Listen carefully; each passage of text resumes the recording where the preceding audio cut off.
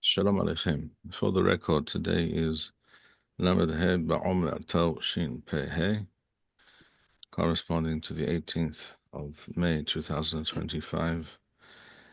Leminyan Ovdei HaThaluv, Perek Bet in Yirmiyahu, Pasuk Dalet. Shim'u Devar Adonai, Bet Yaakov, V'chol Mishpachot Bet Yisrael. In other words, here, basically, Shema Yisrael, basically, hear O Israel. In other words, this is really where the Nevuah, or the first statements that we have from Yirmiyahu, appear. What we had in the previous Perek and the beginning of this Perek were by way of introduction, essentially. Now this is the first statement that Yirmiyahu is the first announcement that he's making to Am Yisrael. And the Targum states, Pasuk Daled, Kabilu Pithgamad Adonai Bet Yaakov, in other words, accept and hear, which is, it's important to understand this Targum. In Hebrew it says Shim'u, but that does not mean to listen or to hear in the auditory sense. It means to internalize. That's what it means. That's what we mean when we say Shema Yisrael every day. Shema Yisrael doesn't mean hear in the sense of I can hear, I'm listening.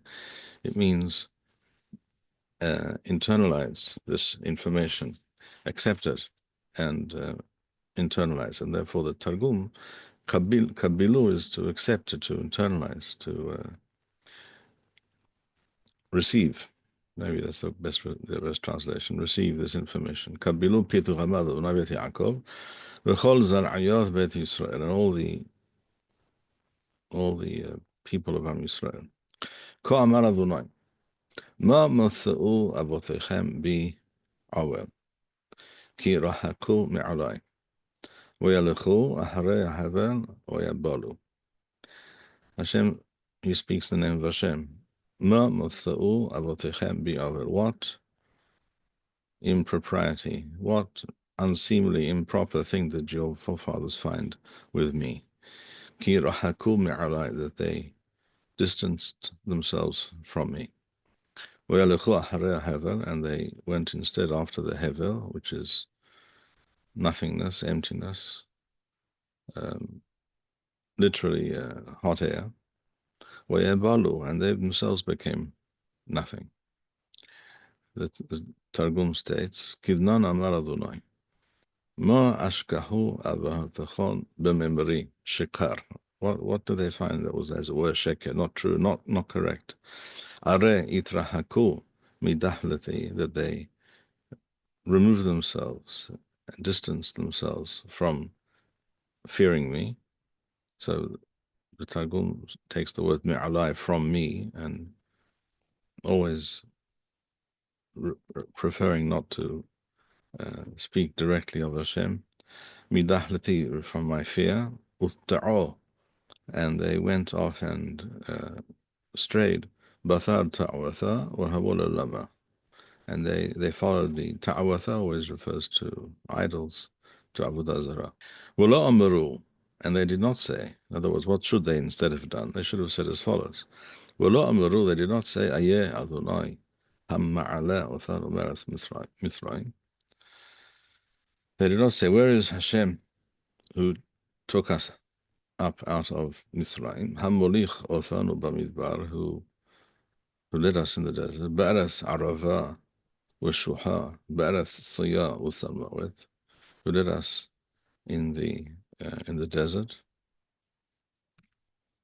a land of an uneven and rough terrain. Arava وَالشُّحَى بَعْرَث الصِّيَاءُ وَالثَّمَوَث بَعْرَث لَو عَذَرْ بَئِيش, a land untraveled. People do not go there because it's desolate. وَلَا يَشَبْ أَدَمْ شَمْ, a place where no one lives. Hashem took us through this area, and you know this, and you choose to forget it. Targum states, Pasuk Waw, وَلَا أَمَرُوا نِدْحَلْ مِنْ قَدَمْ أَدُنَا. They did not say, again, you see how the Targum, instead of saying, Ayeh Adonai, where is Hashem? They did not say, let us fear Hashem. Nidhal is let us fear. Da'asek yathana me'arada Misraim, who took us out of Egypt. The Dabar yathana, Dabar is to lead. Yathana b'madbara, who led us in the desert. Ba'ara meshar, flat plain. In other words, huge expanses of terrain like the desert, which are much of which is flat, but some of it is shuha, is full of pitfalls. Meshar wa haruv. Haruv literally means desolate without anything. Bara sadya, sadya also means desolate, empty. Wuttule mutha, place of literally of Salmaweth. Salmaweth is Sail Maweth, the shadow of death. Bara dula ada va enosh, a land which people do not traverse. V'lo itotav enosha taman, a place where people do not settle. And now it changes into the first person. Hashem is speaking to Am Yisrael. Wa'avi atchem al Eretz HaKarmel, and I brought you to the Eretz HaKarmel. The word Karmel literally means a lush, green, forested land. La'achol piriyah u'tuvah, وتبو وتطمئوا وترثي ونحلثي سمتم لثعذا. And I brought you to a good and fertile forested land.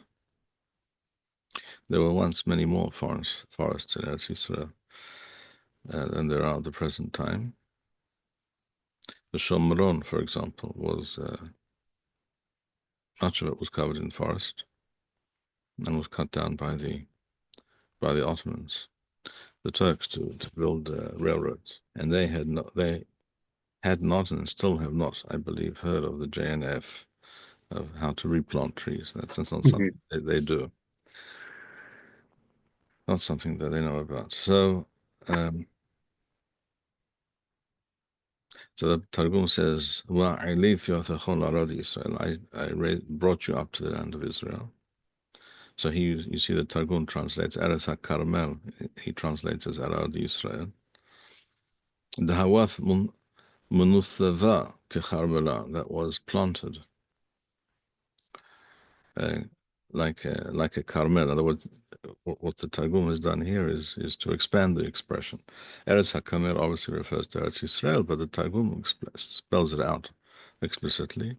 I brought you to Eretz Yisrael, the Hawath Menusava Kecharmela, which is planted, which is covered in forests and trees and greenery.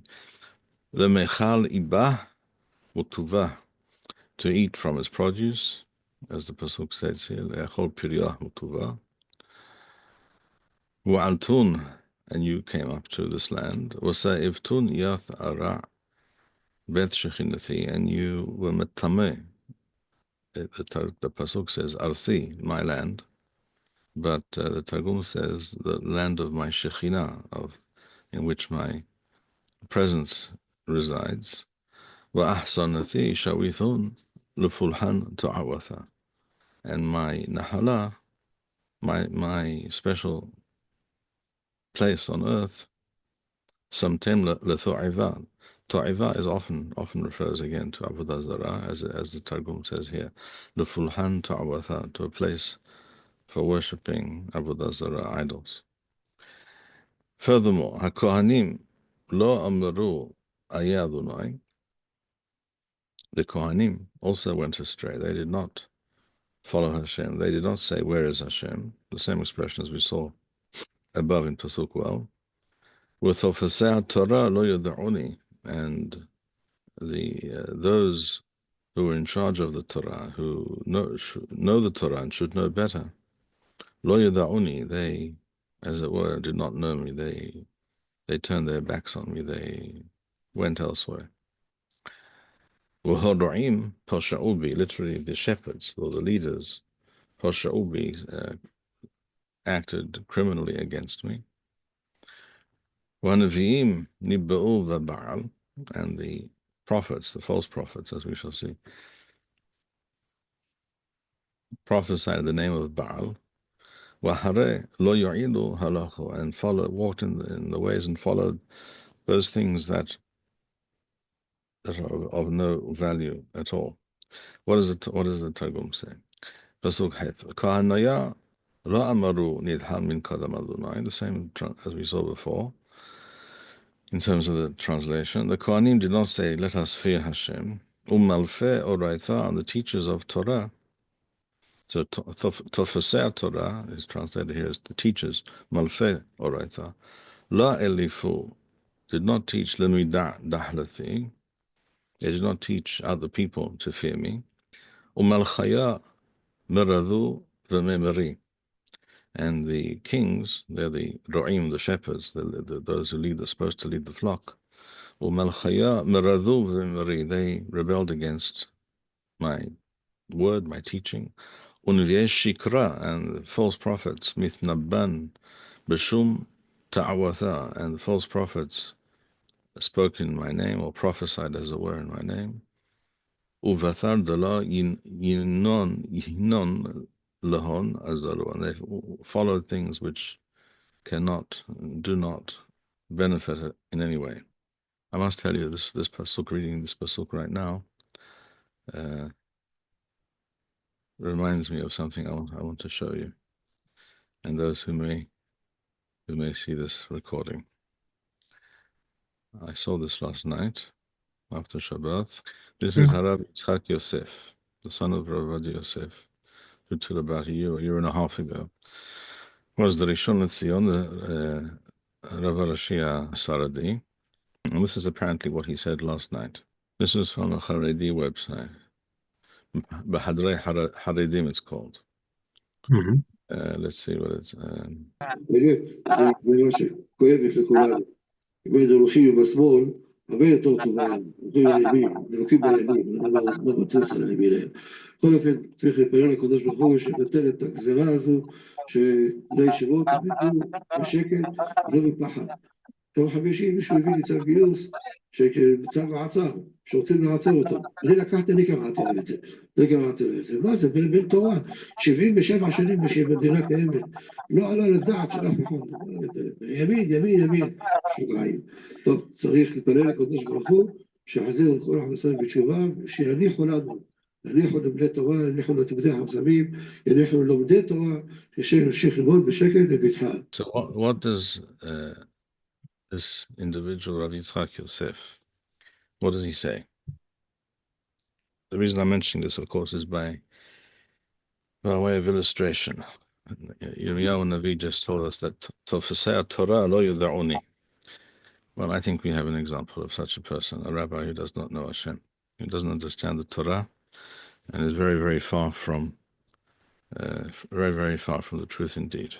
In this particular snippet that I showed you, you do not hear him say that which was reported last night, and which he has said on other occasions. I heard him say this myself many months ago, a year ago, that if what he refers to as Gezerat HaGiyus is enacted, which would mean that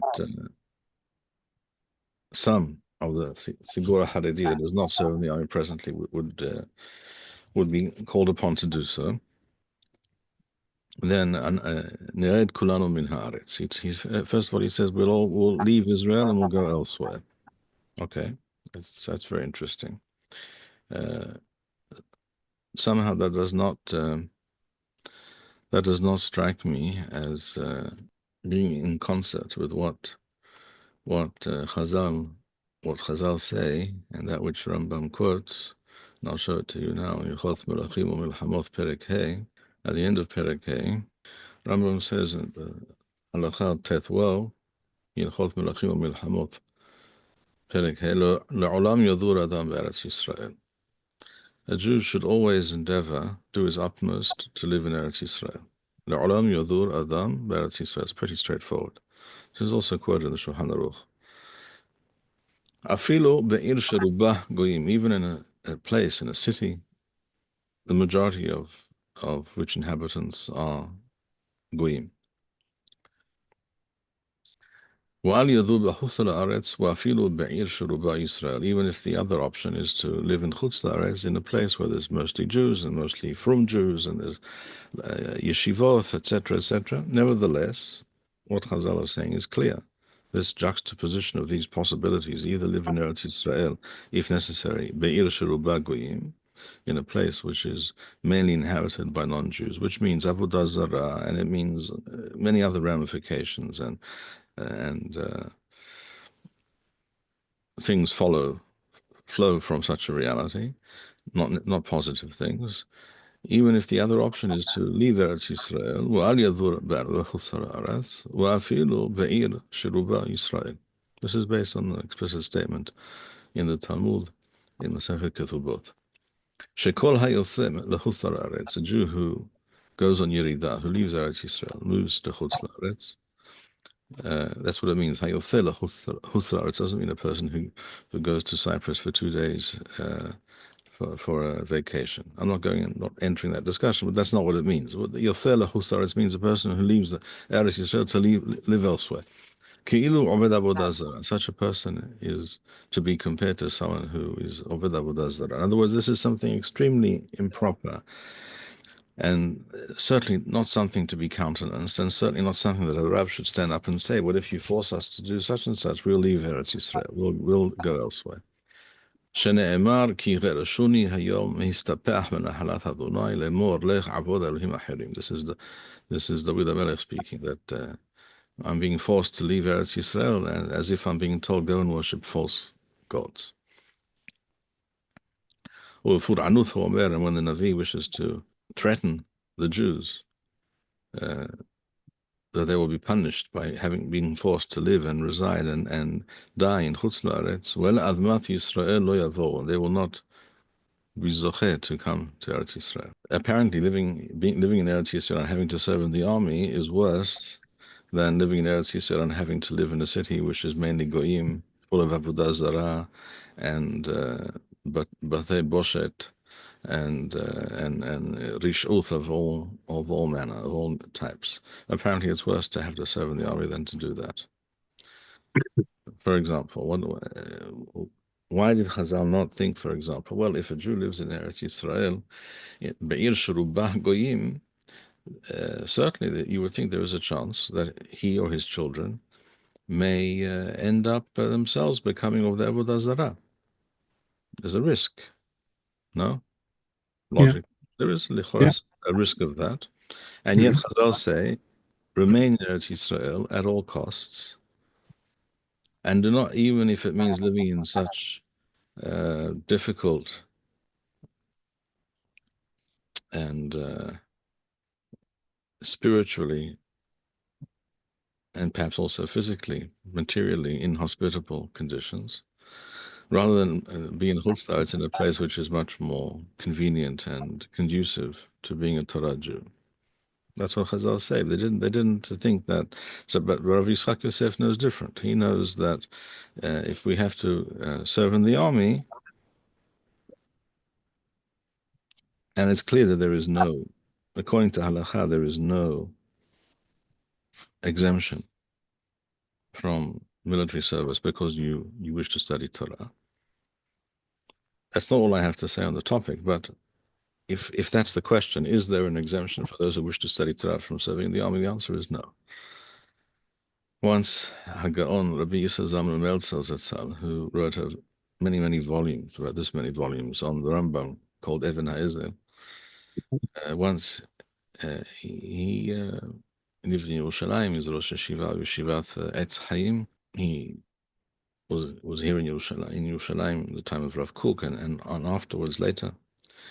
And he said that I hear people say that based on something the Rambam writes at the end of Yichot Shem Miktam Yovel, Talmidei Chachamim or Bnei Yeshivot are not required to serve in the army. He says, well, I've studied a little bit of Rambam, and as far as I know, the Rambam, there is no source in the Rambam to back up this claim.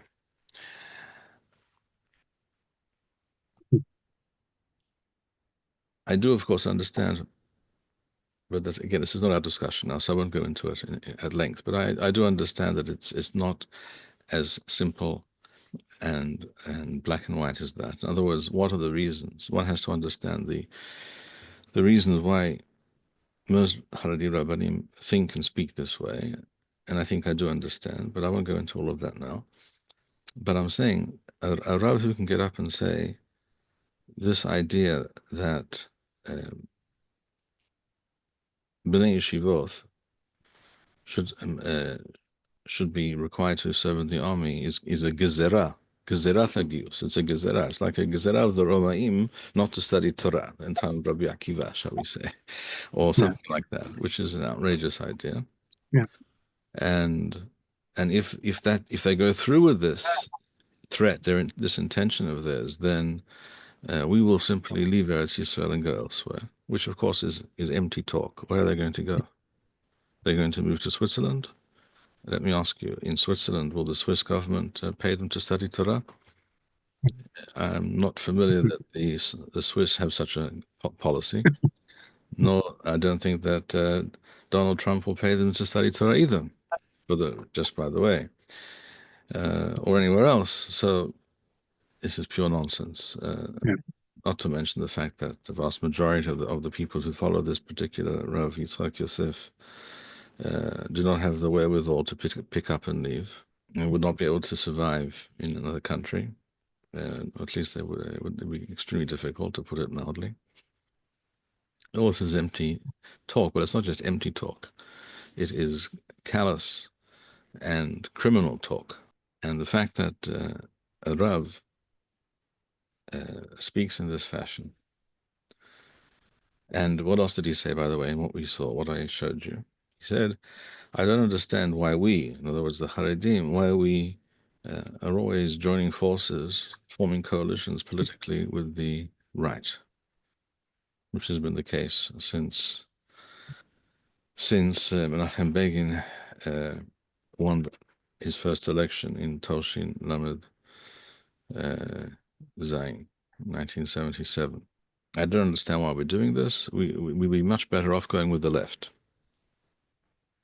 This is what a former Rav Rashi, says. We'd be better off going with the left. First of all, who is this left? This is the left that kidnapped and sold both Yaldei Teman, Temani children and babies, and Sfaradi children and babies, and sold them to the highest bidder. This is a fact. These are facts, and he should know this. I'm sure he does know it. I hope he knows it. These are the same people who cut off the payoff of Sfaradi and Temani children, sent them to Shomer HaTzair and other kibbutzim to turn them into Hebrew-speaking goyim. This is the same left that created the largest Mechonath Shema, the greatest operation for turning Jews into Minim and Apikorsim, known as the Israeli Education Ministry. These are the same people who brought us such successful policies as Camp David, the peace agreement that resulted from those accords will in the coming years unravel completely and finally. That's, I think, quite clear by now. It's not a surprise. It was clear. It's been clear all along, but it's coming to a head. These are the same people who brought us Oslo and the destruction of Gush Katif, and fleeing from Lebanon and fleeing from Gaza. We all know the history, all know the facts, or at least we should know the fact. Yeah. He speaks as if he doesn't know these facts. We would all be better off, he says, or we, at least, this is the point. He didn't say we'd all be better off. He said we, the Haredim, will be better off if we would go with the left and not with the right. Now, there's truth, by the way. There is truth in that, because the left will do anything to bring Netanyahu and the right down. as we've seen before. Even Naftali Bennett, the great adherer to Judaism, Naftali Bennett was willing to form a government with Arabs in order to become prime minister and keep Netanyahu out of government, correct? So these people will do anything to achieve that end, which means they will gladly give the Haredim anything they want to shut them up. They'll give them a lot of money for yeshivot, and they'll say, you don't have to go to the army, it's fine, forget about it. That's all done, as long as you support us. And they would happily form a government with Arabs and Haredim, and people like Rabbi Yitzchak Yosef would go along with such a thing. I'm not saying that, he just said it. He just admitted we would be much better off going with the small. And I don't know why what great advantage have we discovered or benefited from by going with the right all the time. Which also shows you that he doesn't think at all in terms of the Jewish people, because he doesn't know anything about the Jewish people. He really doesn't. I'll prove it to you in a moment. He knows only about his particular community and their interests as he defines them. And that is why the same Rabbi Yitzchak Yosef, I heard it with my own ears, say this in a recorded Shiur. I heard him say this 6 months ago, 8 months ago, that we have to go forward with all manner of hostage deals to release all the hostages, because pikuach nefesh, and all the discussion that all these things that people say that this will lead to A, B, and C, and D. Well, that's all possible. These are possibilities in the future, but these people are now, their lives are in danger, which is nonsense, because we know exactly what will happen, and we've seen already in the past what has happened. It's not a possibility; it's a certainty. It's not a probability; it's an absolute fact. Apart from which, even if it's not a question of statistics and probabilities. If you say we have to release hostages at all costs, which is what he says. In other words, he's a leftist completely when it comes to these things. He's a kapla nuchban, exactly as the kapla nuchbota.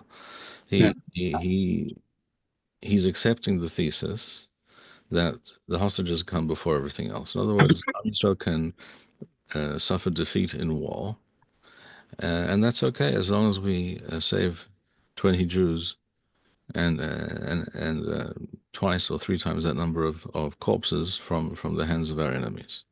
Not that I make light of Jewish hostages, but that cannot possibly come before considerations such as being victorious against our enemies.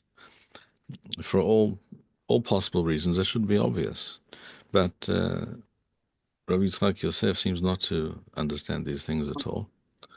And this is how he speaks. And if that is not a clear example of Tofasei Torah, Lo Yada'uni, then I honestly do not know what is. Keep in mind the Kohanim in those days were, in the time of Beit Rishon, were Tofasei Torah. They were supposed to be the knowers and the teachers of Torah. I always wondered, yeah, if a Rav demonstrates that he has a complete lack of understanding of the essence of the Torah in these issues, does that disqualify, or should it disqualify all of his opinions on Torah, even in matters of more basic halacha? I understand your question. It's a valid question. I do not think it should necessarily automatically disqualify all of his opinions and halachic, shall we say, opinions on various matters, which are in no way related to such issues. But clearly on such issues, he's completely irrelevant. He must be ignored.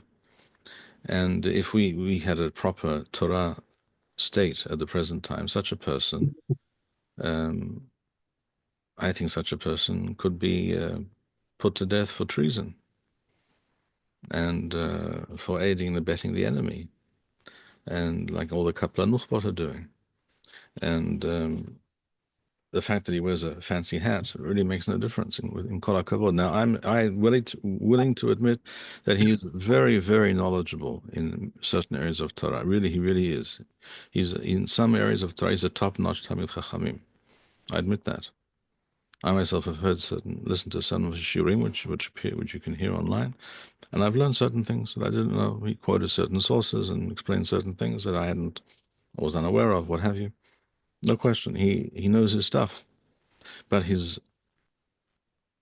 perception of Torah in terms of the big picture and in terms of doing the will of Hashem in all areas, in some of the most critical areas, such as how Am Yisrael should be run and who should run it, and what should the considerations and the motivations of the leaders of the Jewish people be. When it comes to such things, he is completely and utterly not just inept or lacking in knowledge. He is completely warped and twisted in every way. It's frightening to hear, truly frightening to hear. I haven't heard his younger brother, Rav David Yosef, who is the current Rishon LeZion, express an opinion on these matters. But the way I read him, because I've listened to some of his shiurim as well, he's also a very serious Talmid Chachamim in many areas of the Torah. But again, I stress the word in certain areas of the Torah. In other areas, perhaps not. But I think he's also a very different person. He's much more gentle, and I find it difficult to believe he would have said such things, that he could have said such things. But I'm not surprised that Rabbi Yitzchak Yosef said such things, because he strikes me as a very difficult, I would say even unpleasant individual. And in many ways he follows in his father's footsteps, letov ulemutav, sometimes for the good and sometimes not so much for the good. Yeah. Keep in mind that Hagon Harav Yosef, Zecher Tzadik Livracha, brought a huge calamity upon the Jewish people. This is something that only Hashem knows how to judge such a thing, but this is the fact. Rav Yosef supported Oslo. Yeah. He did apparently learn something from the outcome, and therefore he refused to support Sharon with his disengagement plan. Even though Aryeh Deri, Shem Roshaim Yirkav, learned nothing and wanted to support that as well. Yeah. And it was because of Aryeh Deri that he suggested and recommended and led Rav Yosef to believe it was a good idea, Oslo, for example. But on the other hand, you cannot blame only Aryeh Deri for such things, because Rav Yosef, going back to the late 60s already, officially printed and published his view that at least hypothetically it is mutar to give away parts of Eretz Yisrael for peace. Yeah. And he never changed his position on that, which is, of course, insane, for the very straightforward and simple reason that I've explained on many occasions. And I'll explain it once again here, right now, very simply. If you claim that according to the Torah, if a Gentile nation who is hostile to us and wishes to steal our land says, we will go to war with you, however, to grab this or that part of your land or our land, whatever they say. It doesn't matter how they word it and what they believe, who owns the land. They say, this is our land, we want it, and if you don't give it to us, we will go to war. But if you give it to us without war, then there'll be no war. So let's say they want a third of the country, and we'll go to war about it, but you can prevent this war by giving it to us in peace. Rav Yosef said that it is necessary, it is correct and required that because of this consideration of pikuach nefesh, because in wars people die, unless something miraculous takes place, it is correct to agree to such a proposal, to acquiesce to such a proposition. Well, if that's the case, then the next day or the next year or 10 years or 50 years later, the same nation or another group, whoever it may be, can and will say the same thing. We want now the second third of your country, or we'll go to war. And you, according to this perverse understanding of the concept of pikuach nefesh, must agree to that. So you will give that your land away again. And then it'll happen. The same will happen again eventually, which means that eventually you'll find yourself in the sea. Correct? Yeah. In other words, in principle, by definition, it is impossible for the Jewish people to exist as a sovereign national entity in their land for any length of time, because as soon as certain goyim come along and say, hand over this part or that part of your land to us, or all of it, or we will go to war, you are required to acquiesce. So by definition, there cannot be a Jewish state. And you would think this would be obvious to someone with the intellectual capacity of someone like Rabbi Yosef, who had an unbelievable knowledge of sources and bikiyuth and what have you, no question. But apparently no. And if you ask why, the reason is very simple, because the existence of a sovereign Jewish state in the Jewish homeland is not, in his warped, confused, and completely spurious understanding of the Torah, this is not a requirement or a necessity or an aim of the Jewish people at this point in history. It's as simple as that. And that's exactly why Rabbi Yitzchak Yosef can say what we just heard him say. It doesn't matter what happens to this state called Israel. That's not relevant. That's not part of the discussion.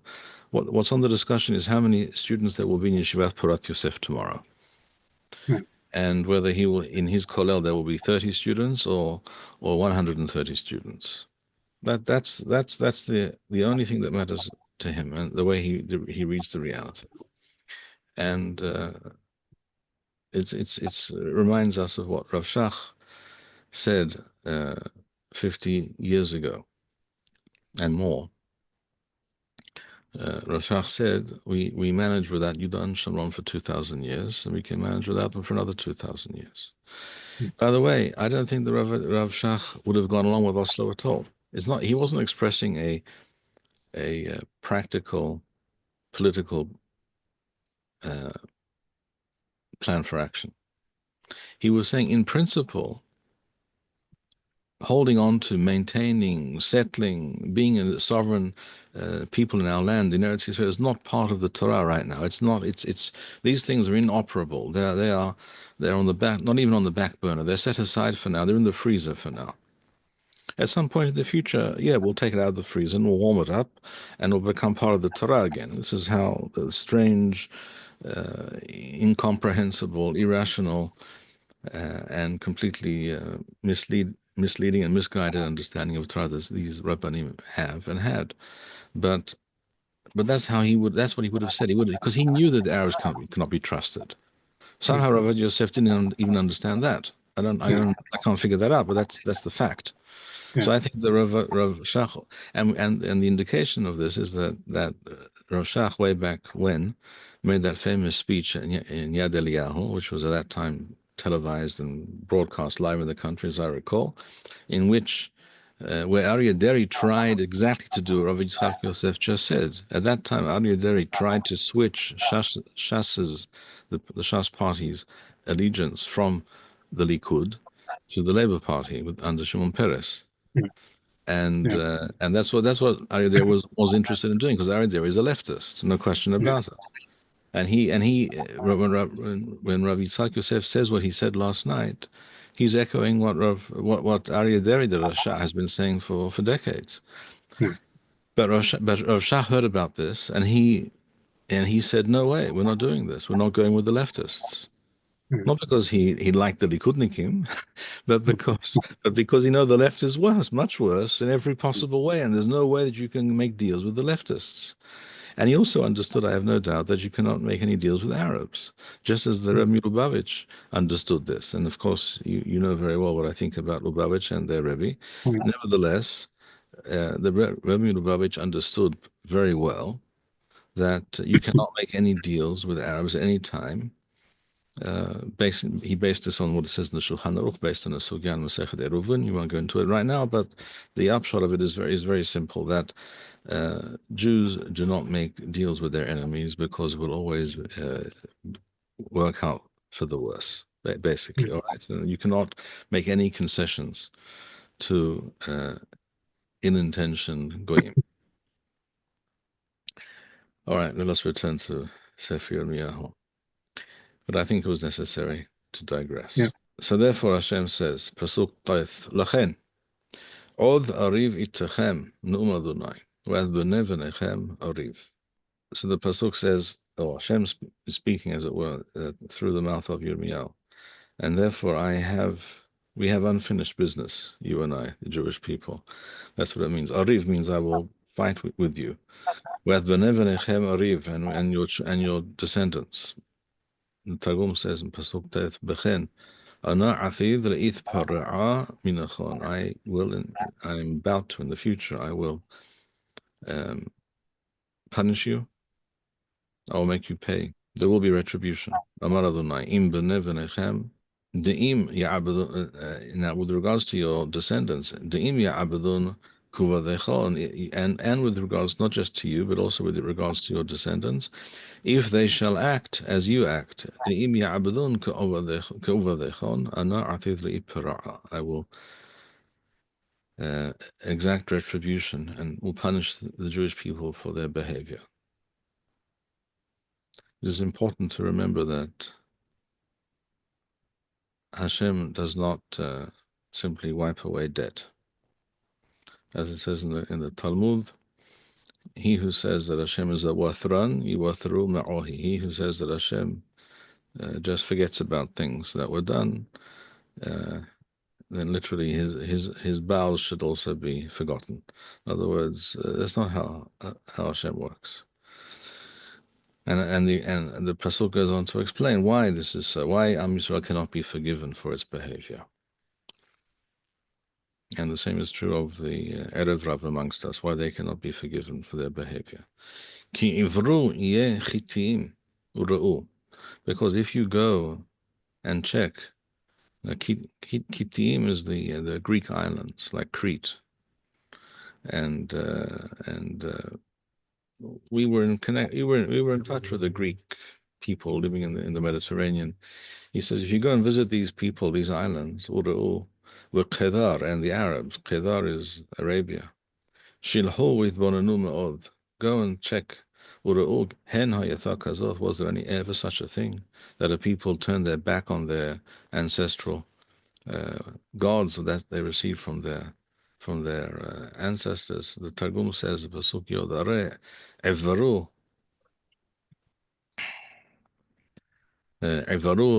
Linrawath Kita'ah. Go to the islands of the Kita'ah. Again, we're talking about the Greek islands. Much of Greece is islands. There are hundreds or thousands of islands around Greece in the Mediterranean. Wahazo, Medinath Arva'eh, go to the countries of the Arabs. The Ishmaelim, Shalahu, Istakalu, Lahda, go and check. Wahazo, Amamaya, Dirlan, Mikrach, Likrach. You will find many nations that went into Galut. They were transferred, they were removed, they were driven out from city to city, Mikrach Lichrach, Umimedina Limedina, from place to place.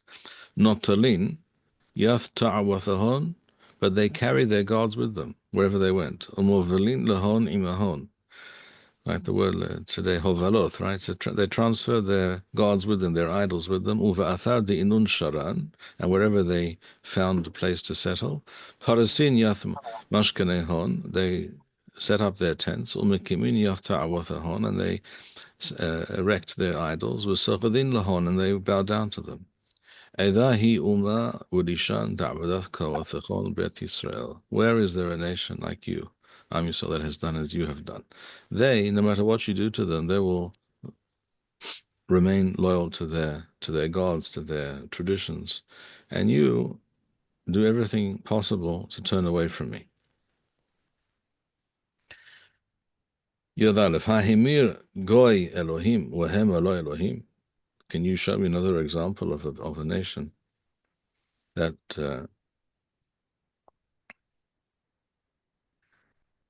replace a God, a true God, for one that is not true? But my nation, my people, gave away everything that they had, their honor, everything that was meaningful, below ya'il, for things that have no meaning.